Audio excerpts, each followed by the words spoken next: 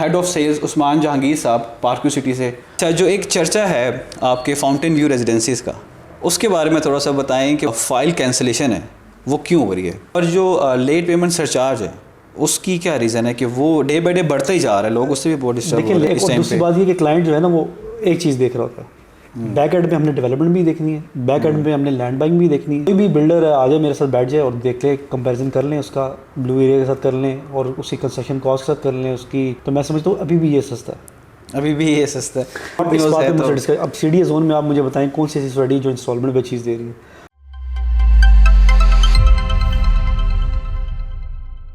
अस्सलाम वालेकुम, this is Umar Javed, sales director पल मार्केटिंग, और इस टाइम मेरे साथ मौजूद हैं head of sales Usman Jahangir साहब पार्क सिटी से।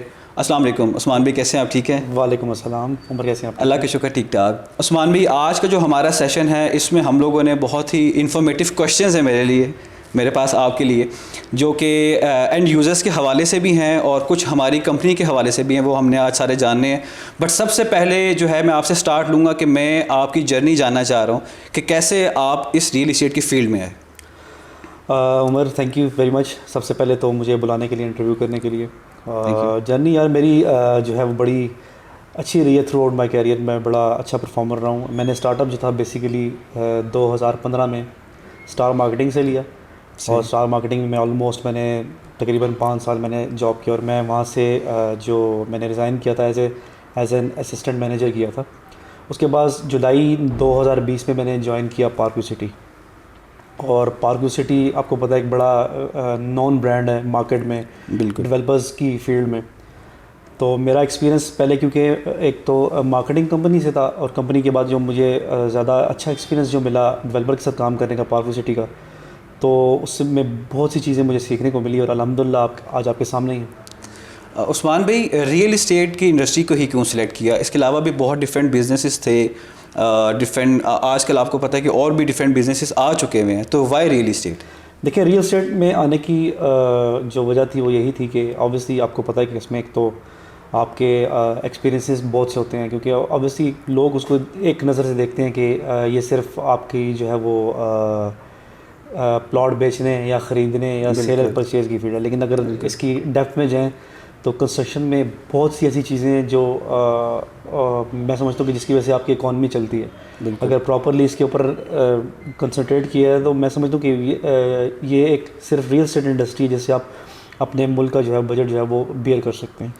तो इसमें आने का मेन मकसद यही था इसमें कि एक तो बहुत सी चीज़ें, बहुत सी फील्ड्स और बहुत सारी चीज़ें इससे इंटरलिंक्ड होती हैं, और मेरा अल्हम्दुलिल्लाह माशाल्लाह यहाँ पे जो मेरी चॉइस थी मैं समझता हूँ कि बहुत अच्छी रही। और अगर हम लोग कंपैरिजन करें आपकी जर्नी का स्टार मार्केटिंग का और पार्क सिटी का, तो आपका दोनों में से बेस्ट एक्सपीरियंस किस में रहा? देखिए, स्टार मार्केटिंग से मैंने सीखा बहुत कुछ है। ऑब्वियसली मेरा एक स्टार्टअप वही था। मैंने स्टार मार्केटिंग में जितने एक्सपीरियंसेस लिए हैं, जो चीज़ मैंने मुझे ABC जितनी भी सिखाई है, मुझे जितना एक्सपीरियंस मिला है, मुझे मार्केट में अगर कोई किसी ने जानना शुरू किया तो ऑब्वियसली स्टार मार्केटिंग था। स्टार मार्केटिंग की एक अपनी जगह, और स्टार मार्केटिंग में से जो चीज़ें हमने सीखी वो इम्प्लीमेंट की पार्क सिटी में, और अल्हम्दुलिल्लाह यहाँ पे हमने काफ़ी कामयाबी हासिल की उसके लिए। तो दोनों का अगर कंपैरिजन किया जाए तो बाय हार्ट जो है वो स्टार मार्केटिंग, और बाय ब्रेन और बाय एक्सपीरियंस और बाय मार्केट में जो मुझे एक्नॉलेज मेरी चीज़ें हुई हैं वो पार्क सिटी ऑब्वियसली फर्स्ट है। बिल्कुल ऐसा जी, इंडोर्स करना चाहिए जहाँ से आप लोगों ने बिगनिंग की हो।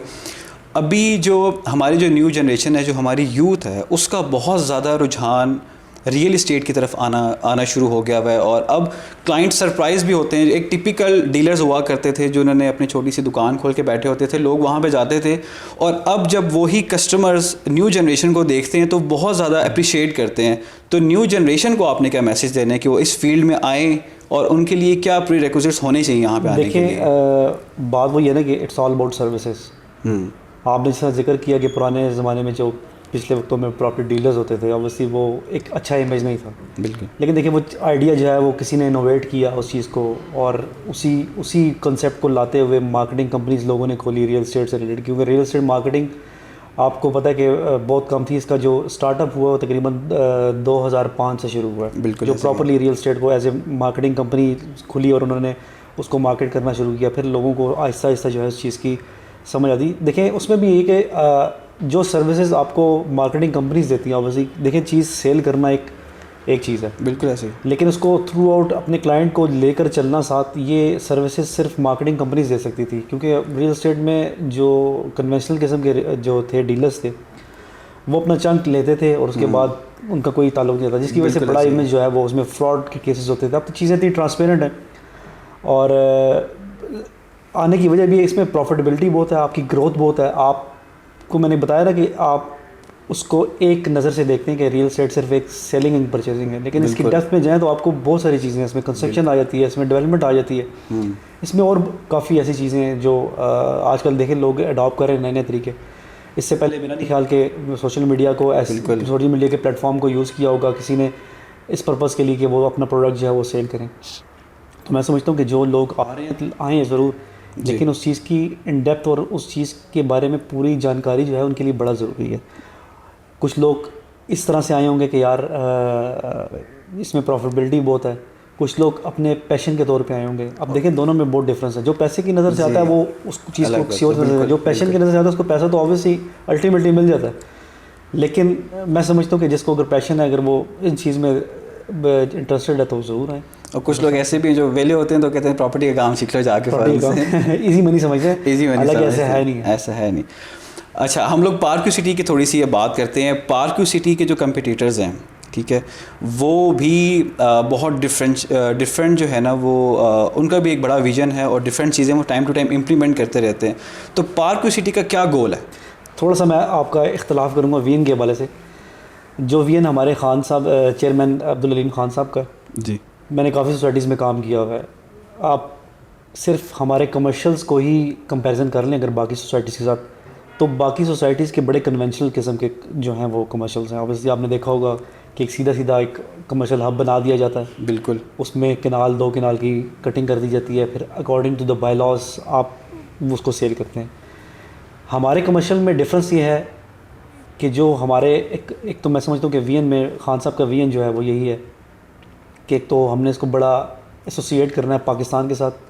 बिल्कुल ऐसे, जिस तरह से हम जो है वो आपने देखा है जो हमारा कमर्शियल डाउनटाउन है, इसको हम डाउनटाउन इस्लामाबाद कहते हैं। बिल्कुल ऐसे, और इसका टाइटल जो है हम ले चुके हुए हैं। बिल्कुल, ठीक है, और आपने उसका सबूत देख भी लिया है कि हमने डिलीवर ना सिर्फ वो एक वीएन आपको पेश किया बल्कि उसको हमने डिलीवर भी किया।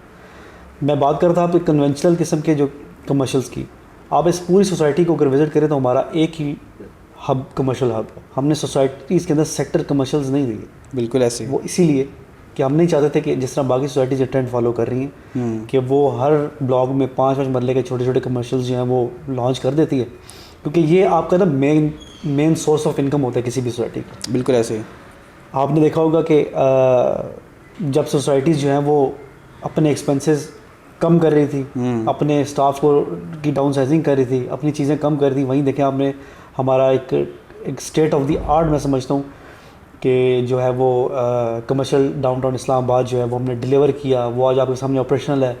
5000 लोग रोज़ाना वो शो एंजॉय करते हैं। बिल्कुल ठीक है, और इस सारे कंसेप्ट के पीछे जो एक वीएन है वो हमारे चेयरमैन साहब का अब्दुल अलीम खान साहब का, और इस वीएन को एग्जीक्यूट जिसने किया हमारे सीईओ साहब है मियां उमर मनान साहब। बिल्कुल, कि जिनकी मेहनत से जो है ये सारा ये चीज़ जो है ये पॉसिबल हुई है। देखें इस चीज़ को तो हम भी बिल्कुल मानते हैं, क्योंकि जब भी हम इटसेल्फ पार्क्यू गए हैं तो अलीम खान साहब हमें वहाँ पे नज़र आए हैं हर टाइम काम करते हुए, और अपनी एक्टिविटीज़ को वो ख़ुद जो है ना वो मेक श्योर करते थे कि ये वाली चीज़ तो होनी चाहिए। ये तो एक बहुत ही पॉजिटिव चीज़ जो है ना वो पार्क्यू सिटी में हमें देखी है। अच्छा, जो एक चर्चा है आपके फाउंटेन व्यू रेजिडेंसीज़ का, उसके बारे में थोड़ा सा बताएं कि वो तो लोग एक दफ़ा देखने के लिए आते हैं तो हर बंदा ख्वाहिश करता है कि यार ये सामने मेरा अपार्टमेंट होना चाहिए था। जी, फाउंटेन व्यू रेजिडेंसीज़ का रिस्पांस हमें बहुत अच्छा रहा है। अल्हम्दुलिल्लाह उसकी सेल्स हमारी बहुत अच्छी रही है। अभी हमने फ़र्स्ट एज ए टेस्टर के तौर पे तकरीबन 10 से 15 कमर्शियल्स हमने शुरू किए थे। बिल्कुल, और आपने सोशल मीडिया पे देखा होगा जो नीचे हमारी कमर्शियल शॉप्स हैं, रोज़ हमारा किसी ना किसी फूड चेन के साथ MOU साइन हो रहा होता है। तो इंशाल्लाह हमने बड़ी एक हैपनिंग प्लेस बनाना है इसको इस्लामाबाद की, और आप फ्यूचर में देखेंगे। मैं समझता हूँ कि लोग कंपैरिजन अगर हमारा नियर बाय सोसाइटीज़ के साथ करते हैं तो हमारा कंपैरिजन मैं समझता हूँ कोई कंपैरिजन नहीं है। कंपैरिजन नहीं है, बिल्कुल ठीक कह रहे हैं आप। दूसरा, पार्क्यू सिटी के हवाले से जो मैंने एक चीज़ ऑब्ज़र्व की है कि पार्क्यू सिटी जो अपने साथ चलने वाले पार्टनर्स हैं उनको साथ लेके चलता है और ख़ुद भी इट्सेल्फ ब्रांडिंग कर रहा है। मतलब अभी PSL आया था, उसमें भी उन्होंने खुद ब्रांडिंग की थी और काफ़ी जगहों पे वो ब्रांडिंग करता है। तो आप लोगों की मेन स्ट्रेटजी क्या है as a Park View City के जो अपने साथ जुड़े हुए लोग हैं, उनकी ग्रोथ के हवाले से आप लोगों ने क्या प्लान्स किए हैं? देखिए उमर, इसमें ना एंगेजमेंट बहुत लाजमी होती है। आप जब तक अपने पार्टनर्स को एंगेज नहीं रखते तो तब तक आप उससे फ़ायदा नहीं उठा सकते। मार्केटिंग में आप हमारे कोई भी इवेंट उठा के देख लें, हमारी टॉप प्रायोरिटी होती है कि हम अपने जो ऑथराइज पार्टनर्स हैं उनको प्रायोरिटी दें। जी, हमारा कोई भी ऐसा इवेंट है, कोई भी चीज़ हम करने जा रहे हैं, उनकी मशावरत के बगैर नहीं होता। हमारी आप सोशल मीडिया पेजेस खोलें, हमारी वेबसाइट खोल लें, उसमें भी हम जो है वो अपने पार्टनर्स को ऑन करते हैं, बिल्कुल ऐसे ही है। जो कि मैं समझता हूँ हमारी कामयाबी का एक बहुत बड़ा एक राज है कि जितना एक्सेल हमने ऑथराइज पार्टनर्स के थ्रू किया, अल्हम्दुलिल्लाह डायरेक्ट टीम भी हमारी जो है काफ़ी अच्छी सेलिंग कर रही है। लेकिन ऑथराइज पार्टनर, जिस तरह हम ऑथराइज पार्टनर्स को ऑन करते हैं और ऑथराइज पार्टनर भी हमें ऑन करते हैं, जो कि मैं समझता हूँ एक बहुत अच्छी बात है। और आप रैंडमली जितने भी हमारे ऑथराइज पार्टनर्स हैं उनका इंटरव्यू करके देख लेंगे कि 2020 में जब उन्होंने पार्क के साथ काम करना शुरू किया था एज ए ऑथराइज पार्टनर, तब उनकी स्टैंडिंग क्या थी, उनके लाइफ स्टाइल्स क्या थे, उनकी ऑफिस जो है वो कहाँ स्टैंड कर रहा था। बिल्कुल, और आज कंपैरिजन करें, उनकी हर चीज़ जो है वो मल्टीप्लाई बाय 300-400 हुई है, बिल्कुल ये तो है। जिसको मैं समझता हूँ। और हमारे चेयरमैन साहब को इस चीज़ की बड़ी खुशी होती है कि जब कोई हमसे गाड़ी विन करता है। बिल्कुल, हमारे चेयरमैन साहब को बहुत खुशी होती है इस बात पे कि जब कोई हमसे एक्स्ट्रा इंसेंटिव या एक्स्ट्रा चीज़ें लेकर जाता है। तो ऑब्वियसली एक मेहनत होती है, क्योंकि उनका कहना है कि अगर कोई मुझे किसी को मैं अगर 3 रुपये दे रहा हूँ तो ऑब्वियसली उसके बदले में वो 100 रुपया मुझे लागत दे रहा है। बिल्कुल तो ऐसे मैं उसको रिगार्ड करूँगा। और काफ़ी दफ़ा हमारे चेयरमैन साहब ने अपने स्पीचेस में ये कहा है कि जिस बंदे ने भी यहाँ पे इन्वेस्टमेंट किया, हम उसके कस्टोडियन हैं। तो ये एक ट्रस्ट लेवल ही है पार्टनर्स का कि जो हमारे साथ ही काम करते हैं। तो पर्ल मार्केटिंग का एक्सपीरियंस कैसा है? देखिए, पर्ल मार्केटिंग की जर्नी जो है, मैं खुशकिस्मती की बात है कि जब 2020 में ज्वाइन किया था, पर्ल मार्केटिंग ने तभी ज्वाइन किया था। और अल्हम्दुलिल्लाह 2 हाई राइज बिल्डिंग उनकी वहाँ पर हैं। बिल्कुल, और पर्ल मार्केटिंग के साथ बिज़नेस मैं समझता हूँ कि हमारा एक्सपीरियंस जो है वो काफ़ी अच्छा रहा है एज ए ऑथराइज पार्टनर। जब हमने कोई अपना प्रोडक्ट लॉन्च किया है या पार्क व्यू की जहाँ बात आई है, तो उन्होंने ये पेश रहे हैं। सबसे पहले इनिशिएटिव इन्होंने लिया जब हमने ऑफिस अपना ओपन किया, तो अल्हम्दुलिल्लाह इन्होंने 5000 स्क्वायर फीट का ऑफिस जो है वो ओपन किया हमारी बिल्डिंग में। और इनकी अपनी 2 जो हैं वो हाई राइज बिल्डिंग्स जो हैं वो बन रही हैं। इसके अलावा इनकी काफ़ी सारी इन्वेस्टमेंट पार्क व्यू के अंदर है। तो ये हमारा एक जो रिलेशनशिप है अपने, और हम समझते हैं कि हम पर्ल मार्केटिंग को तो पार्ट ऑफ पार्क व्यू ही समझते हैं। बिल्कुल ऐसे, तभी तो हम लोग पार्क क्यू सिटी के ऑफिस में बैठे हैं आज। ये अलीम खान साहब ने लास्ट टाइम भी यही कहा था कि जो मेरे ख़ास हैं वो मेरे पास ही रहेंगे, उनको मैं दूर नहीं करूँगा अपने से।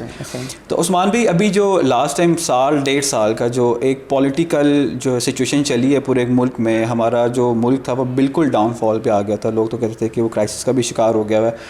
इस फेज़ में सोसाइटी ने अपने आप को कैसे मेंटेन रखा? देखें, इतने मुश्किल टाइम के अंदर डांसिंग फाउंटेन्स को लेके आना, एक लेक को तैयार करना 100 कनाल की, और लोगों का फुटफॉल जनरेट करना एक बहुत टफ चीज़ है और ये कोई आसान काम नहीं है।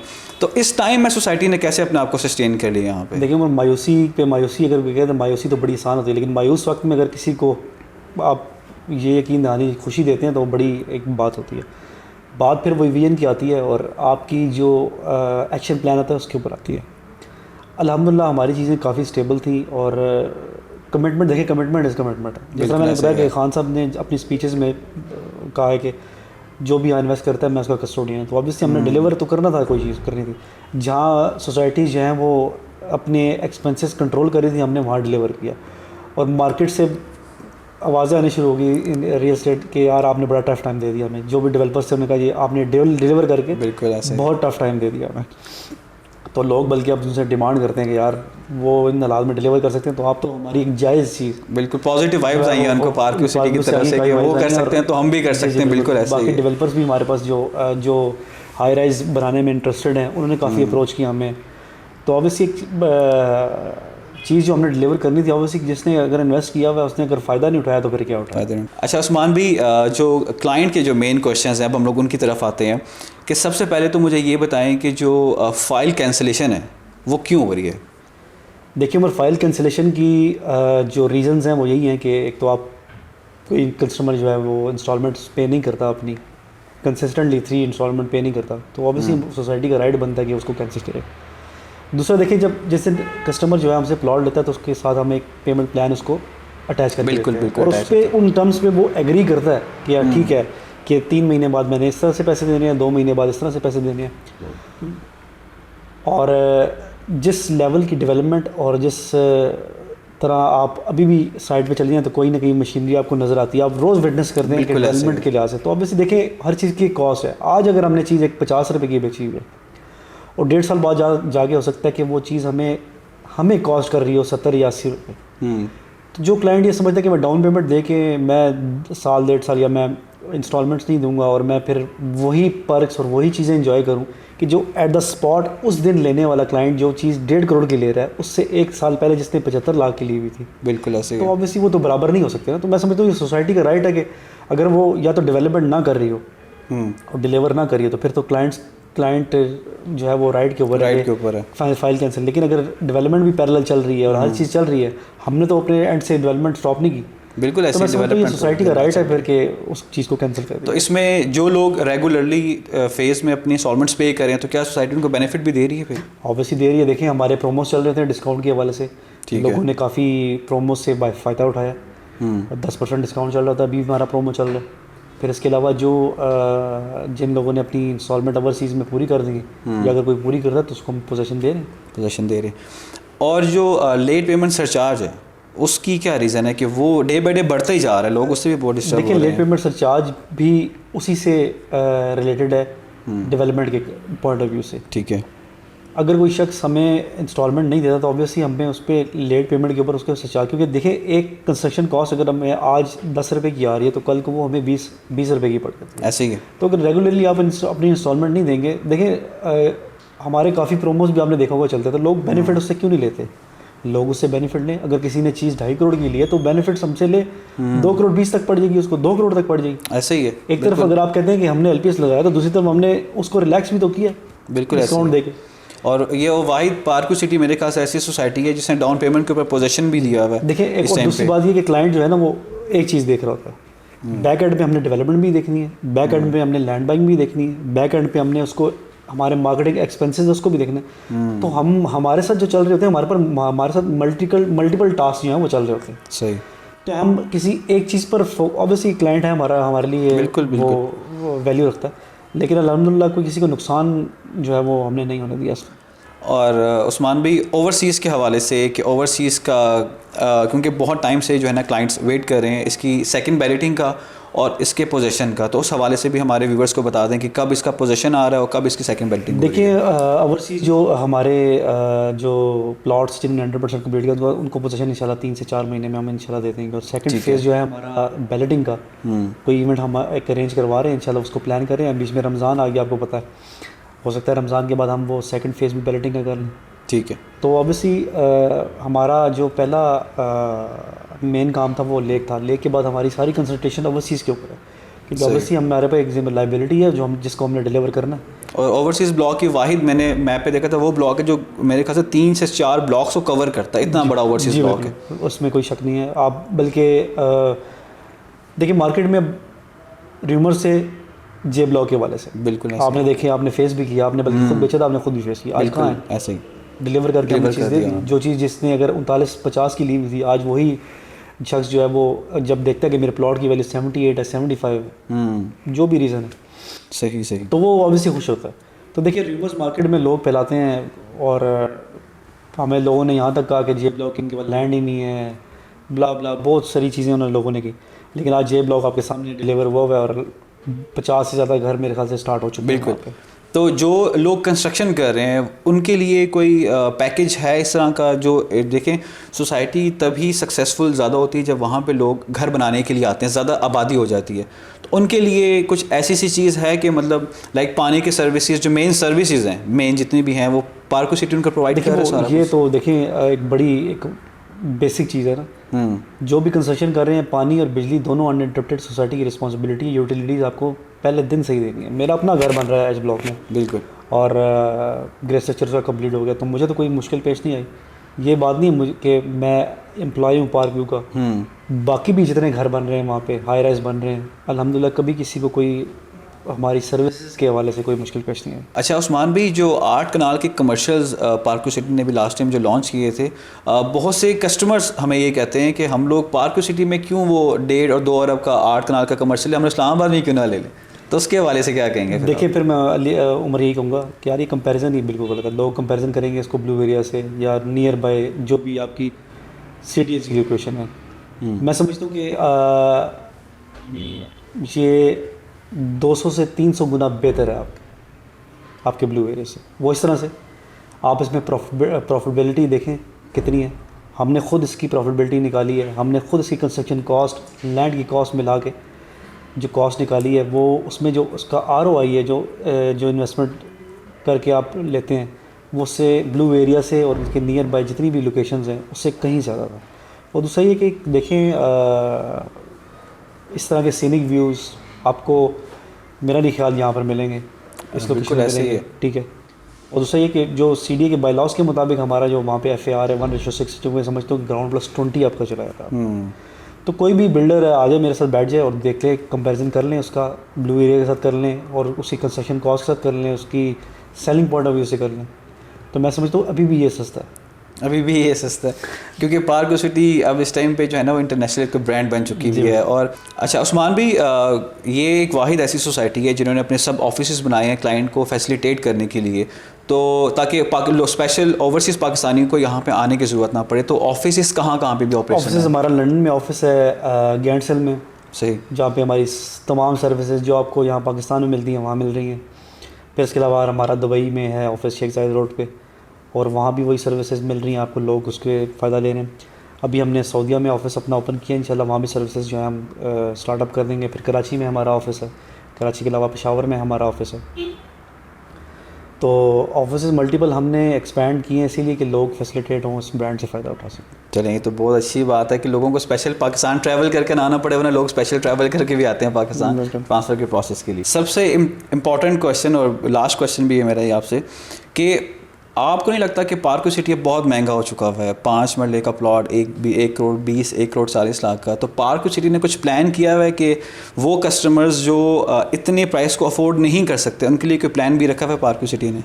देखिए उमर, ये बात तो है कि अगर कोई पार्क में जाता है, अगर उसके पास पैसे हैं, तो मेरा नहीं ख्याल कि वो प्लॉट वहाँ ना रहे। 5 मरला अभी भी आपको उस वक्त भी लोगों को महंगा ही लगता था जब हम 50 लाख का बेचते थे। ऐसे ही है, बिल्कुल। और आज आप 1.5 करोड़ का बेच रहे तब भी लोगों को महंगा ही लगता है जी। तो मैं समझता हूँ कि आपकी जो अच्छी प्रोडक्ट है वो ऑब्वियसली एक्सपेंसिव ही होती है। जिस तरह का वहाँ पे जिस लेवल की डेवलपमेंट चल रही है वहाँ पे, जिस लेवल का इंफ्रास्ट्रक्चर वहाँ बना हुआ है, तो मैं नहीं समझता कि अभी भी वो महंगा है। लेकिन देखिए हर बंदा तो अफोर्ड नहीं कर पाता ना। कुछ लोग ऐसे भी हैं जिनके पास कुछ पैसे हैं और पार्कों का हिस्सा बनने चाह रहे हैं, उनके लिए गुड न्यूज़ है। तो अब CDA जोन में आप मुझे बताएं कौन सी ऐसी सोसाइटी जो इंस्टॉलमेंट पे चीज़ दे रही है?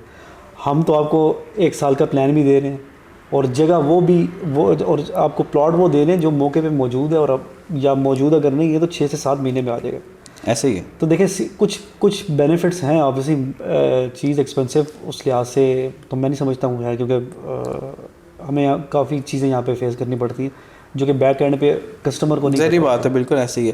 लेकिन कुछ पार्क सिटी नया करने का प्लान कर रहा है उन लोगों के लिए जो कि इस पार्क सिटी को अफोर्डेबल नहीं समझ रहे अपने लिए। नेशनली और इंटरनेशनली जो है पार्क एक एज ए ब्रांड बहुत एक्सपैंड कर चुका होगा। बिल्कुल। और मैं समझता हूँ कोई भी प्रोडक्ट हम इस वक्त लॉन्च करेंगे तो हाथों हाथ बिकेगी। बिल्कुल ठीक है। तो ये बात से आप लोग अंदाज़ा लगाएं कि आने वाले टाइम में इंशाल्लाह पार्क सिटी जो उन कस्टमर्स के लिए भी अच्छे ऑप्शंस लेके आएगा जो कि इस पार्क सिटी को सिर्फ इस वजह से अफोर्ड नहीं कर पा रहे क्योंकि थोड़ा सा एक्सपेंसिव है। और जैसे उस्मान भी ने बताया कि एक्सपेंसिव नहीं है, CDA के हिसाब से बहुत रीज़नेबल प्राइसेस हैं इसकी। उस्मान भी बहुत शुक्रिया आपका, आपने स्पेशल टाइम निकाला पर्ल मार्केटिंग के लिए, और नेक तो बनना है आपके साथ कि अल्लाह ताला आपको मज़ीद कामयाब करे। Thank you so much ji. Thank you so much. अस्सलाम वालेकुम।